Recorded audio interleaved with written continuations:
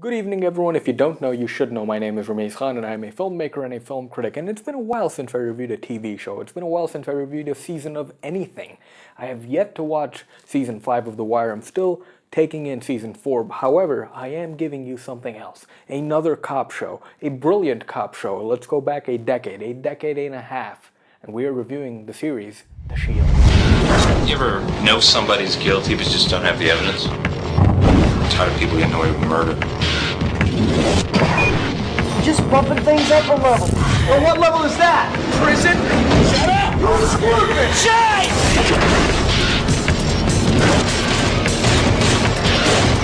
What kind of cops are you? Something's very wrong. Before I say anything, let me just start off by saying that the ending of The Shield is the best TV show ending like ever. It's so cathartic to the audiences and the characters of the show. I know a lot of people say that 6 Feet Under has the best ending of all time, but I highly doubt that it comes anywhere near or closer to The Shield. The reason The Shield's ending was so great was because it never forgot its roots. I will watch 6 Feet Under one day, however. But the ending is so brilliant because it's such a massive release. It's both conclusive and ambiguous, and Michael Chiklis just throws it all in there. It's a brilliant performance by Michael Chiklis throughout the whole season, but that final shot of him, unbelievably good. It's a performance that stays with me forever, and it keeps on reminding me, just that one image, that why The Shield was my favorite show and is my favorite show of all time. Why am I reviewing this show, you might be asking? Well, because The Shield deserves more of an audience than it has. When it debuted in 2002, people and critics alike were putting it on top 5 lists, top 5 shows of all time. Now you don't hear that so much, but The Shield doesn't deserve that fate. I would like to thank 2 filmmaker buddies of mine who studied with me in film school in Miami, Mark Eslahi, who introduced me to The Shield, and Matteo Vengioecha. I hope I pronounced that right, my brother. This man was the biggest fan of The Shield like ever. I binged all 7 seasons in the span of 2 weeks, and man did it break me. And even now when I think about it, it takes me through those emotions as if it were a fresh show. With that being said, let me just tell you people, The Shield is not for everyone. This show is hardcore. You have to be willing to throw yourself into this world and these characters because it will affect you. Now there are comparisons to be made with another show which was on at the same time that took place with cops as well, The Wire. Those comparisons should not be made in my opinion. The Shield is a character study, The Wire is a city study. The Shield was told more as a narrative, whereas The Wire was told more as a documentary. That's why The Wire holds so much gravitas now, and people admire it still to this day. And people see a trailer of The Shield and they see this generic action trailer. Couldn't be farther from the truth, the TV show. The Shield is more than just generic action. The Shield explores its own themes of city and police structure. Is an undercover cop working undercover in a police unit a good guy, or is he a rat? Would a person killing a rat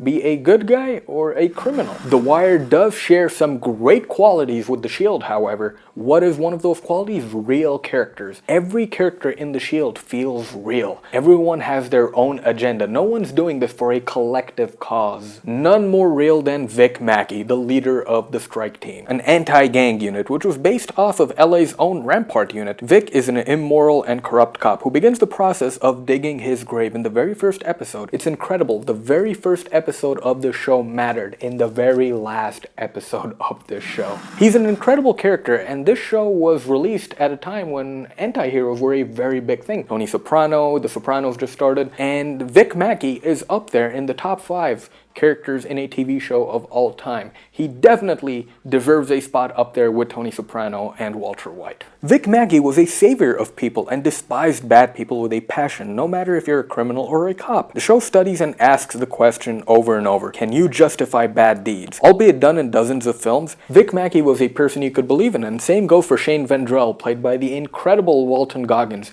I'm so glad that this guy got to do more movies after this show. The very first episode starts a 7-season-long investigation. I believe it was 4 years in the world of The Shield, and it explores the character of cops, even the incorruptible ones, how they bend for their own gain. One of the best subplots was, I believe, in season 3 when the leader of the barn, the place where all the police work happens, Aceveda, the captain, forged a truce with Vic Mackey. Other characters also interact with Vic in highly explosive and entertaining manners. Actors such as CCH Pounder, Glenn Close, and Forrest Whitaker. Yes, Glenn Close and Forrest Whitaker were in 2 seasons of this show. Now let's talk about some aesthetic of The Shield. The Shield's aesthetic married so well with the writing of Sean Ryan and Kurt Sutter. Kurt Sutter also went on to create the TV show, another good TV show called Sons of Anarchy. Now this show was shot in multiple formats, 16mm film and digital, mini DV digital, really crappy format. And in the action sequences, it gives you this sense of chaos and urgency because of the cross-cutting between different formats. One minute you're seeing film grain and another moment you're seeing crappy digital video. It's like something a really good paparazzi would shoot. It's like a viral video nowadays. But what that accomplishes is that it gives you this feeling that you're not supposed to be watching all this violence because of all the urgency and industrialism in every friggin' shot. But The Shield's aesthetic to me is far more impressive because of its character moments. There are instances where the camera zooms into unbelievably crazy levels into characters' faces. And those images always fill me with dread. I'm telling you, the final episode of Season 7, the finale of this show, has some crazy and memorable and tormenting and haunting images. Now don't go and just watch the final episode. It's like any other show. You need to watch every episode for Season 7 to have an impact. Now since I've talked about the final season over and over and over, let me talk about the very first episode as well. So here I am in 2012. I'm watching Breaking Bad and I'm done with season 4 of Breaking Bad and there's no season 5. So I asked Mark, what should I watch next? Because he was my TV guru. He told me what to watch and I watched it. And he told me watch The Shield. So here I am sitting and I'm watching season 1, episode 1. And I'm like, dude, this isn't in HD. HD wasn't a big thing in 2002, so I was still watching standard definition. And I was forced to watch standard definition of The Shield. And Mark told me, keep watching it, dude. Keep watching it. I literally tried 3 times to get past the first episode and I couldn't because of the lack of cleanliness. And bang, then it happened. I sat through, the first episode ended and I am hooked. People, I understand that you will be taken aback by the lack of cleanliness on The Shield, but trust me, the storytelling is always what matters. Stick through the first episode and the lack of HD. The Shield is something that always keeps coming back to me. It delivered high-octane excellence and action, but it also painted a portrait on the modern-day cop for ever since 2000. I mean, how relevant is this show now in regards to all these controversial cases being brought up based around police brutality? By now, you've probably guessed my rating for this show, or if you enjoy reading, you read the description. By the way, thank you for reading the description. This is my favorite show of all time, and I cannot wait to be an old-timer, pop my collection of The Shield into the DVD or whatever they come up with after Blu-ray, and sit back,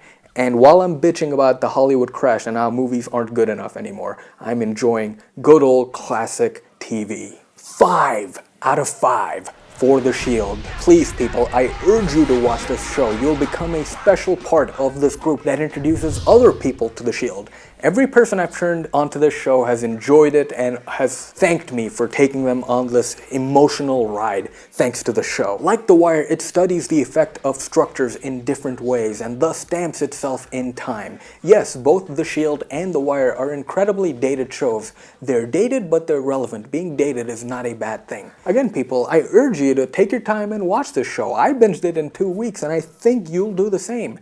This show deserves more of a following, more of an audience. More people should be talking about The Shield. And do yourself a favor, whenever the next generic action movie comes out in theaters, don't watch it. Just stay home and watch The Shield. You shan't regret it. Thank you so much for watching, people. If you enjoyed this video, please hit that like button, share button, subscribe most importantly. It's completely free, man. Hit that free subscribe button. I might be away for a while because I'm working on a new segment for you guys, which I think you guys will enjoy. If you want to conversate with me, feel free to add me on Twitter and Snapchat. Same username, Rameez Film Geek. Feel free to add me and we'll share some snaps. Anyway, people, until next time, remember to love yourselves. Out tools on the reg dude and schooling these fools. And they'll be lucky if they even live to tell the story. He ain't a cop, he a savior.